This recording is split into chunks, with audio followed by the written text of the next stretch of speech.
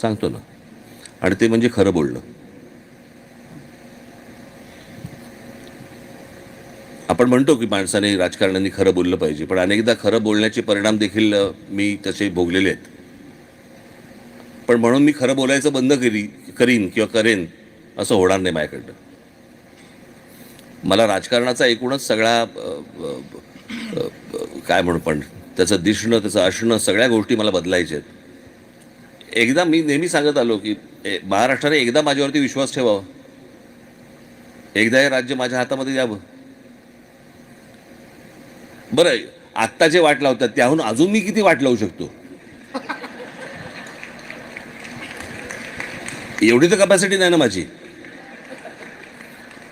मला असं वाटतं एकदा हा प्रयत्न करून बघावा महाराष्ट्राने, हा प्रयोग करून बघावा. आणि मला विश्वास आहे की महाराष्ट्र हा प्रयोग करेल नक्की. नक्कीच नक्कीच. आपण आवरूया का आता? बोर झाले असेल. नाही बोर कशाला.